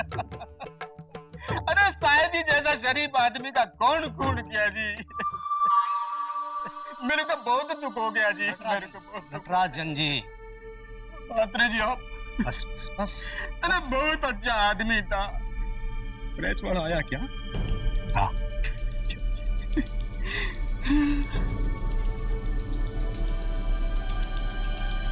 मुझे तो ऐसा लगता है जैसे किसी ने मेरे बेटे को ही मुझसे छीन लिया। 25 साल का था निरंजन जब उसे हजारों युद्ध नेताओं की भीड़ में से चुना था मैं, और आज आज जब वो मुख्यमंत्री बनकर मेरा सपना साकार करने वाला था तो हिम्मत रखो बेटी, हिम्मत रखो वरना मेरी हिम्मत टूट जाएगी। It's a very big loss भाभी जी, it's a very big loss. हम अपोजिशन लीडर होके भी इस बात को एडमिट करता है। साई जी का हमारी पार्टी में कोई तोड़ नहीं था जी, एकदम सही आदमी था वो, लेकिन पार्टी एकदम गलत। भाभी जी इंटरव्यू देंगे? हाँ जी जरूर देंगे जी, चलिए चलिए। साहे जी का अधूरा काम तुम्हें पूरा करना होगा ब्रह्म, उनकी जगह लेते। अरिक जी? हाँ, चीफ मिनिस्टर के उम्मीदवार अब तुम होगे।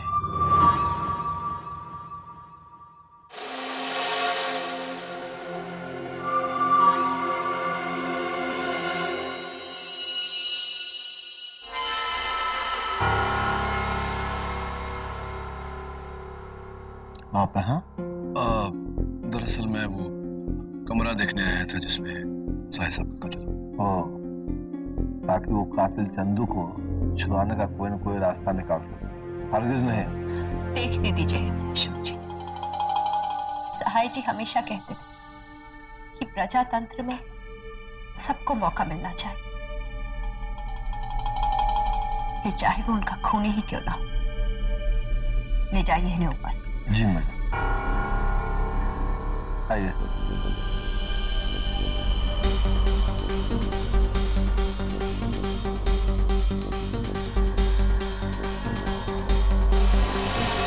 आइए, यही है साहिब साहब का कमरा।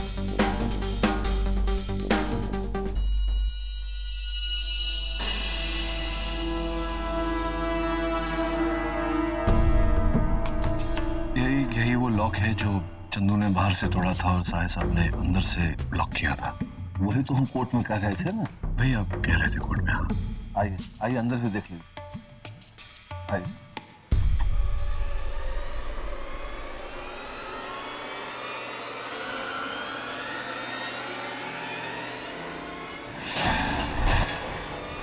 ये वही गमला जो गिरा था। हाँ,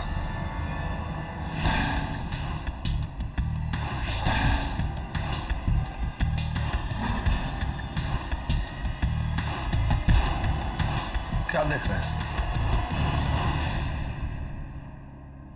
यहाँ कोई छिपने और आने जाने का रास्ता नहीं है।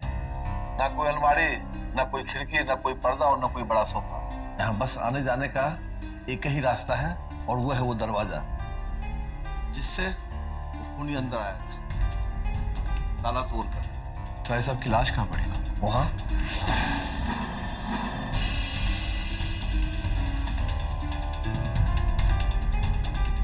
यहाँ इस तरह? हाँ।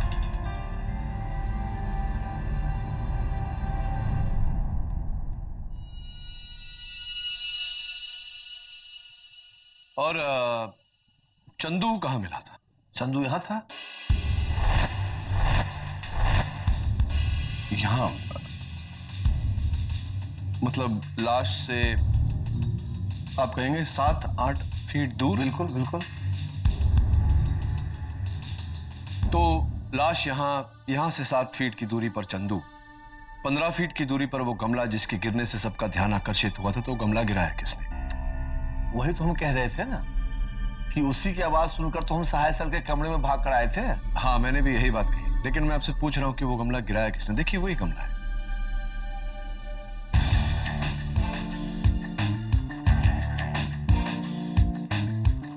कोई बात नहीं, थैंक यू।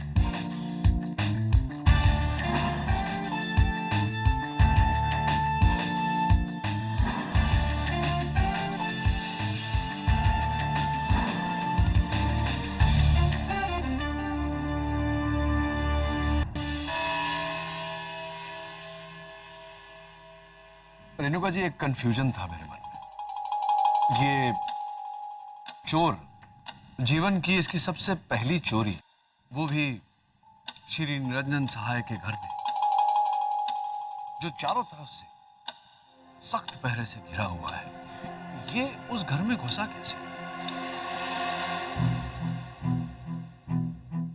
घुसा तो घुसा, गिरते पड़ते साहिब साहब के कमरे तक कैसे पहुंच गया? How is it possible? दरअसल उस वक्त हमारी सिक्योरिटी अपनी जगह पर नहीं थी। सिक्योरिटी अपनी जगह पर नहीं थी? मतलब? एक्चुअली मैं सबको हॉल में बुलाकर प्रसाद बांट रही थी। पूजा का प्रसाद तो सभी को एक साथ में बुला लिया था आपने। एक एक करके अगर बुलाती तो। जी मुझे क्या पता था। हाँ भला आपको कैसे पता चलता कि पूजा का प्रसाद जो आपने अपने पति की लंबी उम्र के लिए मांगा था वो उनकी मौत का कारण बनेगी? I object your honour. Defence council इस बात को कुछ और ही रंग दे रहे हैं। सिस्टर सॉरी, चलिए जाने दीजिए ये सब बातें। जब आप साहिब साहब को पूजा के लिए बुलाने गए तो वो अपने कक्ष में अपने स्टडी रूम में बैठकर कोई फाइल वगैरह पढ़ रहे थे और आपने उनका ध्यान आकर्षित करने के लिए दरवाजे पर, तो जब आपने नॉक किया तो उन्होंने अपने नजदीक के चश्मे उतारे, दूर के चश्मे पहने और आपसे पूछा कौन? कमाल है ना रेणुका जी कि दूर के चश्मे पहनने के बावजूद साहिब साहब आपको सब अपनी धर्म पत्नी को नहीं पहचान पाए। जब 10-12 फीट की दूरी थी और रोशनी ठीक ठाक ही। तुम कहना क्या चाहते हो केडी? मैं कहना नहीं चाहता योर ऑनर, दरअसल आपको दिखाना चाहता हूं। आपकी इजाजत हो तो? इजाजत है। लाइए, बस बस वहीं रख दीजिए। जज साहब ये हूबहू वैसा ही गमला है जैसा साहिब साहब के कमरे में था। इस गमले से 15 फीट की दूरी पर मान लेते हैं कि ये साहिब साहब की कुर्सी जिस पर वो उस रात बैठे थे, और साहिब साहब की कुर्सी से 7 फीट दूर चंदू पाया गया। राइट मिस्टर मांकड़, आप तो थे मेरे साथ। नहीं नहीं बैठ जाइए, बैठ। अब मेरे मन में यह प्रश्न उठता है जज साहब कि अगर चंदू यहां था तो वो गमला कैसे गिरा जिसके गिरने से सब मोहतात हुए? तो आप कहना चाहते हैं कि खूनी कमरे में पहले से ही मौजूद था और इस गमले के पीछे छुपा था? Wow, exactly. तब तो योर ऑनर ये खून किसी 4 साल के बच्चे ने किया होगा, क्योंकि गमले का साइज देखिए। इसके पीछे किसी आदमी का छुपना नामुमकिन है, और अगर कोई छिप भी जाता तो सहाय जी उसे आसानी से देख लेते। प्रोसिक्यूटर साहब, बिल्कुल देख लेते अगर उनकी दूर की नजर सही होती, लेकिन ऐसा नहीं था। और यही बात साबित करने के लिए मैं अपनी सेक्रेटरी की मदद लेना चाहता हूं, अगर आपकी आज्ञा। इजाजत है। जज साहब, मिसेस विलिमोरिया के आंखों का नंबर ठीक वही है जो मिस्टर सहाय का था, -3, दोनों आंख। मेरे पास यहां मिस्टर सहाय के चश्मे हैं। बिली, मेरिट।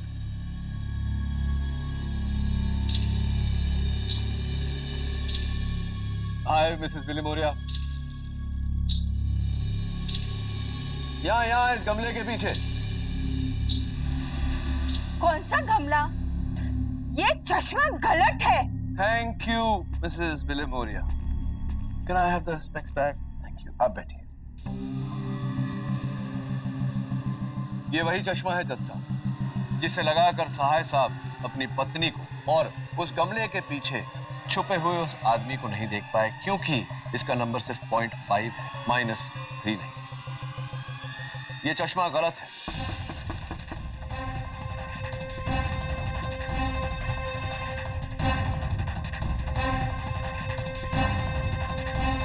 कौन?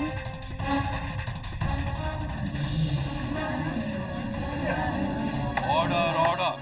You mean to say mister Sahay की दूर की नजर का चश्मा बदला गया? जी हाँ, बदल दिया गया। ये गोल्ड प्लेटेड चश्मे सहाय साहब को तोहफे के रूप में दिए थे मिस्टर रिजवी।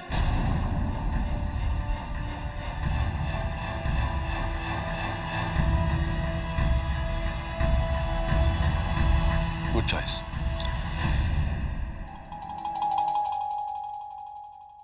अरे मैं तो भूल ही गया, आपको मुबारकबाद देना। Congratulations mister Rizvi. सहाय साहब के बाद पार्टी की तरफ से चीफ मिनिस्टर के नुमाइंदे आप ही हैं। देखिए, मैंने वो चश्मा साहे जी को गिफ्ट जरूर किया था और उसका नंबर भी -3 ही था। जज साहब, मैं नहीं, कोई और था। कोई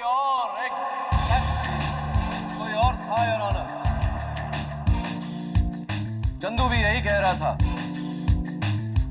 कि कोई और था जिसने खून किया, इसने नहीं। कोई और था योर ऑनर जो सहाय साहब के कमरे में पहले से ही मौजूद था। कोई और था जिसने इस गमले के डायरेक्ट पीछे की पत्तियां बुझाई और सहाय साहब के सीने में छुरा भोंक दिया। कोई और था योर ऑनर।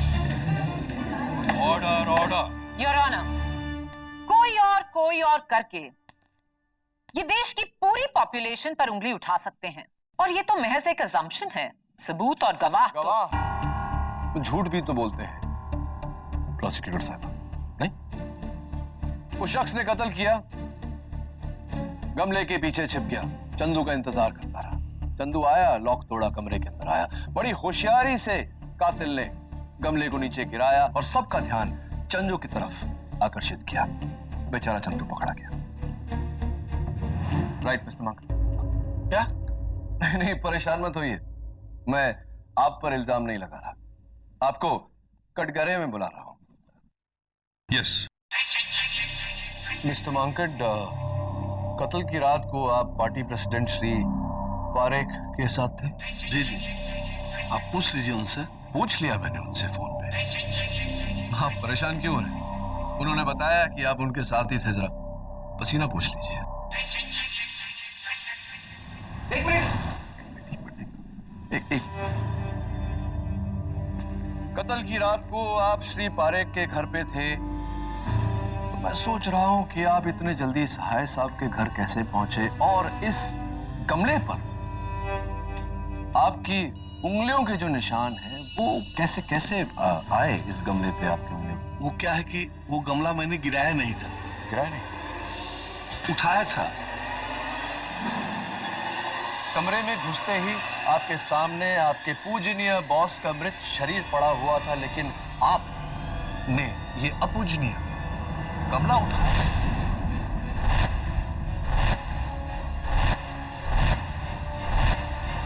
वो नहीं, कोई बात नहीं, जान लीजिए, सोच लीजिए, जाइए बैठिए। और जब तक आप सोच रहे हैं हम बात करते हैं एक ऐसे शख्स से जज साहब, जो अगर ना होता तो शायद आज चंदू कटघरे में ना होता। लक्ष्मी बस्ती के जगन्नाथ शेट्टी उर्फ जगन भाई से। नमस्ते माई बाप। जगन भाई, लक्ष्मी बस्ती वाले सब आपसे डरते हैं, लेकिन आप तो कितने जॉली हैं।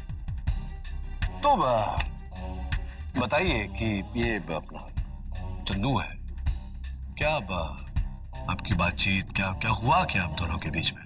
साहब, चंदू को सिर्फ अपन इतना बोला था कि बंगला बहुत बड़ा होगा, ऊपर के कमरे ना हमेशा खाली रहते, बोले तो माल बहुत होगा, बस इतना ही बोला था अपन।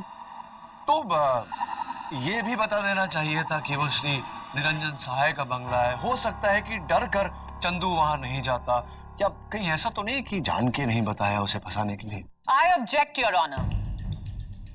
अब अगर मैं किसी से कहूं कि 10 फ्लोर की बिल्डिंग से कूदने से मौत हो जाती है और वो फिर भी कूद जाए, तो क्या आप इसका इल्जाम मेरे सर लगा देंगे? बेबुनियाद है डिफेंस की आर्ग्यूमेंट। सस्टेन्ड। तुम्हें कुछ और पूछना है केडी? No more questions. आप बैठिए। मैं बुलाना चाहता हूं मेरे अगले गवाह, my next witness, ex MP mister Prabhudas Matre को। मात्रे साहब, मैंने सुना है कि सहाय साहब ने आपको टिकट देने से इनकार कर दिया क्योंकि आपके खिलाफ कुछ करप्शन चार्जेस वगैरह हैं। Is that true? जी पर मैं नो प्रॉब्लम, जाने दीजिए। कत्ल की रात को आप उसी घर में थे, उसी फ्लोर पर, उसी माले पर, जिस माले पर वो कमरा है जिसमें ये कत्ल हुआ था। Is that true? हाँ, पर मैं बाथरूम में था। हाँ, राइट। आप उस बाथरूम में थे जो उस कमरे से बिल्कुल जुड़कर है जिस कमरे में कत्ल हुआ था। Is that also right? जी हाँ, तो मतलब इस लिहाज से तो आपको सबसे पहले वहां पहुंच जाना चाहिए था, लेकिन आप सिर्फ आखिर में आप वहां पहुंचे, द लास्ट। जी मैं फोन पर था। फोन पर थे। फोन पर थे आप। आपके कर्ता धर्ता का कत्ल हुआ और आप फोन पर थे। जी मेरी सुनिए आप। हाँ बोलिए। वेरी गुड मिस्टर केडी पाठक, आप मेरे सारे गवाहों को कोई ना कोई मकसद देकर कटघरे में खड़े इस मुजरिम को बेकसूर साबित कर देना चाहते हैं। That's my job, Your Honor. ये किसी आम इंसान का कत्ल नहीं था। सहाय जी इस देश के सबसे पावरफुल नेताओं में से एक थे।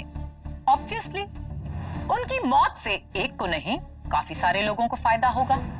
तो आप क्या कहना चाहते हैं कि वो सब के सब लोग गुनहगार हैं?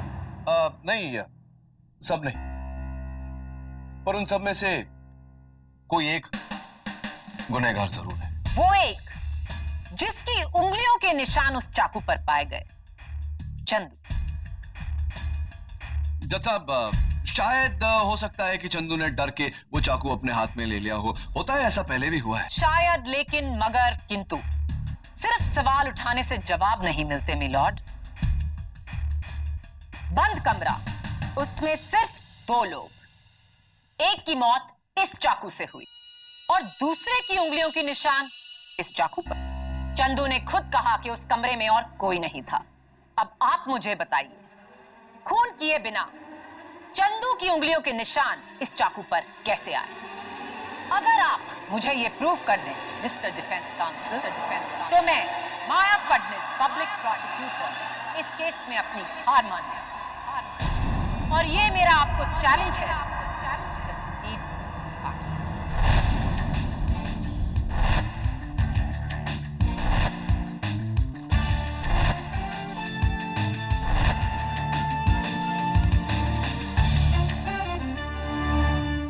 कहा जा रहा है कि सहाय जी की हत्या के बाद प्रजामन पार्टी को आने वाले इलेक्शंस में काफी मुश्किलों का सामना करना पड़ सकता है। आपका इस बारे में क्या विचार है? ऑपोजिशन पार्टी के श्री नटराजन ये समझते हैं कि सहाय जी के दुखद निधन के बाद आने वाले इलेक्शंस में उनकी पार्टी को गहरा फायदा मिलेगा। लेकिन मैं ये बता दूं कि ये सिर्फ उनकी एक खुशफहमी है। प्रजामन पार्टी में और भी उभरते नेता हैं जो विपक्ष को जमकर टक्कर दे सकते हैं, जैसे कि श्री अकरम रिजवी, जो सहाय जी के परम शिष्य रहकर उनके साथ कंधे से कंधा मिलाया है। यार केडी ये सब क्या हो रहा है यार? तेरे जैसा साफ सुथरा सीधा साधा नींबू पानी पीने वाला ये किस सियासी पचड़े में पड़ गया है? एक्सपीरियंस से बोलता हूँ। बड़े लोग के बड़े गेम होते हैं बापू, तू बेकार का पिसेगा। देख जिलमिल, 100 लोग अगर एक झूठ बोले तो वो झूठ सच नहीं बन जाता। अच्छा, तेरा मतलब ये है कि ये चंदू खूनी, ये अकेला सच्चा, बाकी सब झूठे हैं? कम ऑन यार, आज की डेट में लोग सगे बाप का भरोसा नहीं करते और तू एक चोर का कर रहा है। अच्छा छोड़िए सब, देख सुन, कल रात एक मस्त फिल्म की पार्टी है, उसमें बड़ी बड़ी हीरोइंस आएंगी। इनविटेशन भी है, चलेगा मेरे साथ? अरे तू क्या कर रहा है यार, मैं क्या बोल रहा हूं तू सुन नहीं रहा? केडी, मैं चलता हूँ यार। अरे पार्टी आज निकले, मैं फोन करता हूँ तुझे। अरे क्या फोन कर रखे? अरे सुन केडी,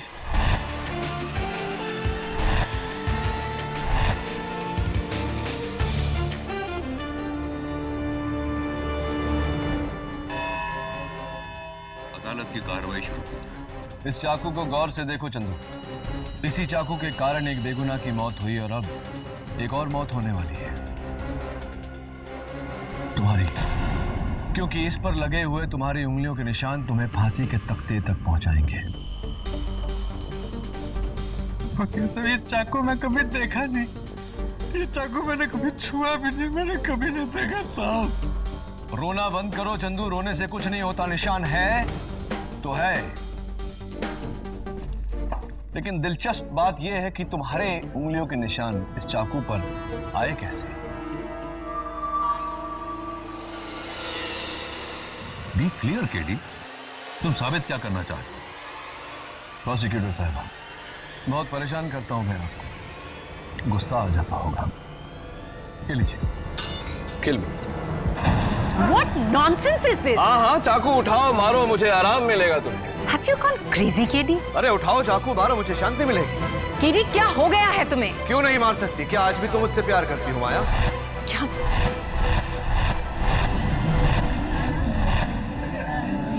ऑर्डर ऑर्डर। माफी चाहता हूं योर ऑनर। मैं सिर्फ ये साबित करने की कोशिश कर रहा था कि अगर कोई चाकू से किसी की जान लेना चाहता हो तो वो चाकू इस तरह पकड़ता है, एक्सक्यूज मी, ना कि इस तरह से। योर ऑनर, फोरेंसिक्स की रिपोर्ट भी यही कहती है कि मर्डर वेपन पर चंदू की उंगलियों के निशान इसी तरह है, छोटी उंगली नीचे और बड़ी उंगली ऊपर। कोई रूल बुक है जो बताती है कि चाकू कैसे पकड़ा जाए? हो सकता है चंदू ने चाकू वैसे ही पकड़ा हो। नहीं हो सकता है योर ऑनर। फोरेंसिक्स की रिपोर्ट में साफ साफ लिखा हुआ है कि जिस समय कत्ल हुआ सहाय साहब खड़े हुए थे, और अगर चंदू ने चाकू इस तरह पकड़ा था तो यह मुमकिन नहीं कि चंदू ने सहाय साहब का कत्ल किया। और रिपोर्ट में यह लिखा हुआ है कि घाव नीचे से ऊपर नहीं, ऊपर से नीचे की तरफ है। ऑब्जेक्शन मिलॉर्ड, ये महज एक थ्योरी है। ओवररूल्ड।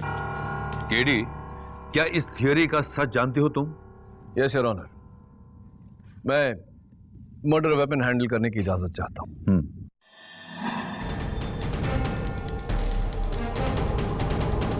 योर ऑनर, सच हमेशा सीधा नहीं होता, कभी टेढ़ा मेढ़ा और कभी कभी तो पूरी तरह घुमाया।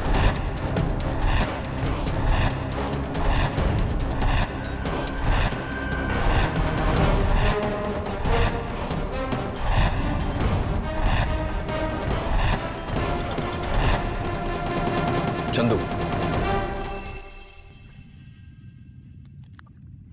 मैं चाहता हूं कि तुम इसे गौर से देखो। भूल जाओ कि ये किसी चाकू का हिस्सा था।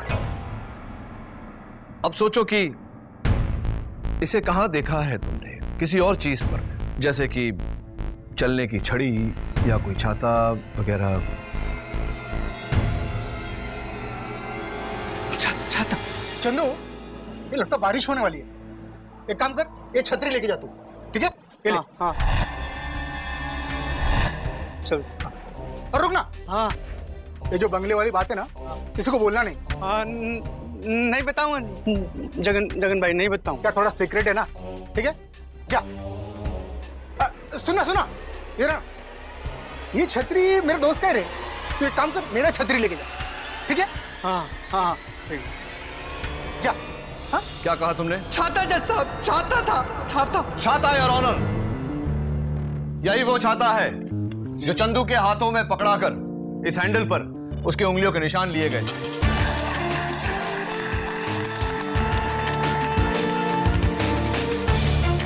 योर ऑनर, अब आपकी इजाजत हो तो मैं जगन भाई से पूछना चाहता हूं कि उसने चंदू को क्यों फंसाया। मैंने कुछ नहीं किया साहब, मैंने कुछ भी नहीं किया है साहब। कुछ नहीं किया है तुमने जगन, मर्डर किया है, मर्डर। नहीं, क्योंकि उस हैंडल पर चंदू के उंगलियों के निशान के साथ साथ तुम्हारे भी उंगलियों के निशान मौजूद है। नहीं साहब, ऐसा हो नहीं सकता है। ऐसा नहीं है साहब। उस हैंडल पर तुम्हारे उंगलियों के निशान मौजूद है। नहीं साहब, ऐसा हो ही नहीं सकता साहब। क्यों नहीं हो सकते साहब? इसलिए कि मैंने हैंडल पर प्लास्टिक के कवर डाल के पकड़ा।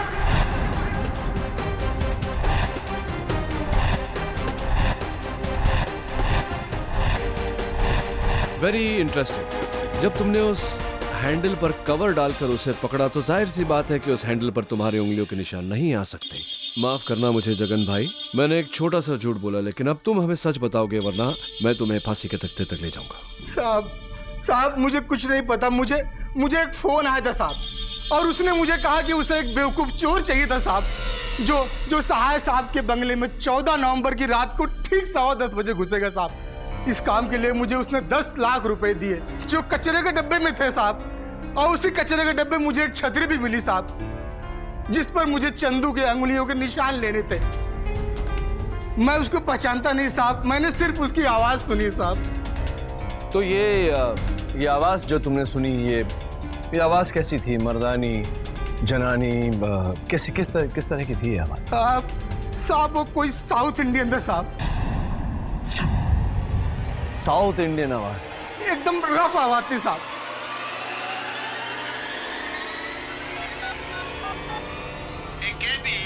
मैं पूछ रहा हूँ सहाय सर के मर्डर केस में तुमको देने लगा है जी। इस केस में ज्यादा इंटरेस्ट नहीं लेना, नहीं तो हम तुमको जमीन के अंदर घुसा देगा, जैसे सहाय सर को घुसाया था जी। यही आवाज थी साहब, यही आवाज थी साहब। केडी, ये आवाज तुम्हारे फोन पर? योर ऑनर, कल सुबह मुझे एक फोन आया एक प्राइवेट नंबर से, और उस आवाज ने मुझे ये धमकी दी। लेकिन मैंने ये ढूंढ निकाला कि वो नंबर क्या है और किसका है। मैं उस नंबर पे फोन लगाऊंगा और वो फोन इसी अदालत में बजेगा, क्योंकि वो शख्स वो है जिसने केवल मुझे धमकी नहीं दी बल्कि इस साजिश को रचा है और साहे साहब का कत्ल भी किया है। इजाजत है।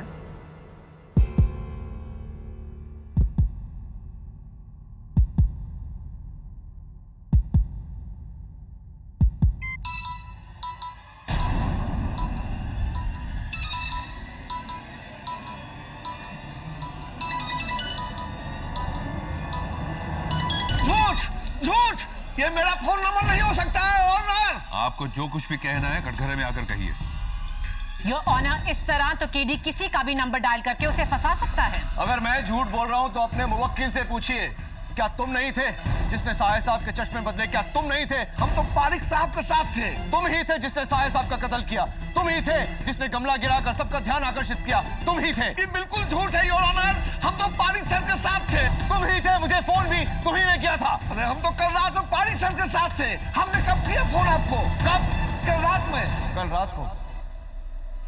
लेकिन मैंने तो कहा था कि धमकी वाला फोन मुझे कल सुबह आया था। तुम्हें कैसे पता कि कल रात को आया था? केडी, ये धमकी सुबह आई थी या रात को? योर ऑनर, धमकी वाला फोन मुझे कल रात को आया था। जैसे कि मैंने कहा कि प्राइवेट नंबर से था, इसलिए वो नंबर मेरे पास नहीं। लेकिन जिस तरह से उस आदमी ने सहाय साहब को सहाय सर कहकर पुकारा, जो सिर्फ अब तक एक ही आदमी उन्हें पुकारता है, अशोक पंकड़, मेरा छोटा सा शक अब यकीन में बदल गया है।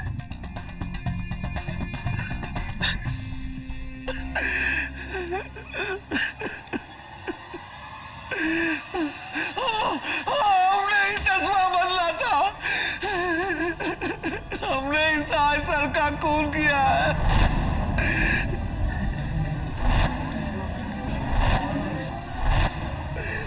धमकी भी मैंने दी।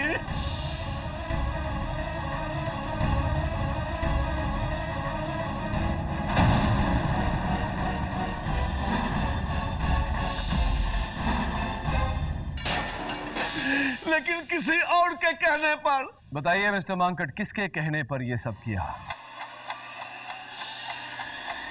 निरंजन सहाय, हीरो,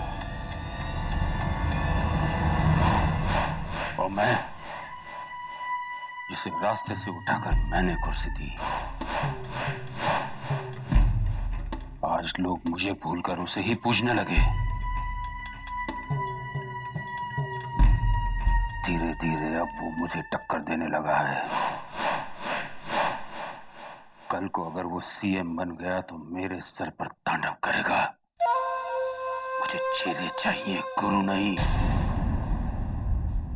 भानुदास पारेख सिर्फ एक है, दूजा कोई बनना चाहे तो वो उसे बिगाड़ देता है।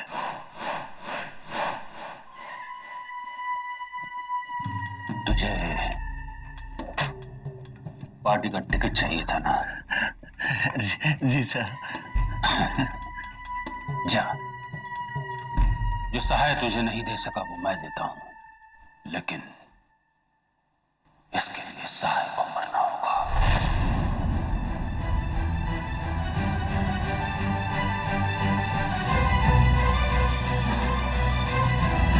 अदालत फैसला है कि मुलजिम चंदू उर्फ चंदन मुंशी को कत्ल के इल्जाम से बरी किया जाए और केवल चोरी के इल्जाम की कार्रवाई हो। और अदालत पुलिस को हुक्म देती है कि जगन और अशोक मंकड़ के साथ साथ जल्द से जल्द प्रजामन पार्टी के प्रेसिडेंट भानुदास पारेख को गिरफ्तार किया जाए।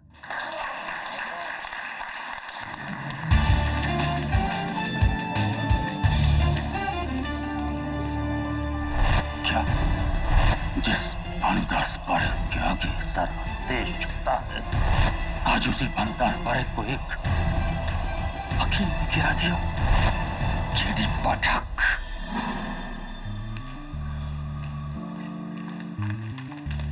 बधाई हो केडी, आपने तो अनहोनी को होनी कर दिया। हारी हुई बाजी पलटकर एक बार फिर जीत आपकी। आज ना मेरी जीत हुई है ना प्रोसिक्यूशन की हार।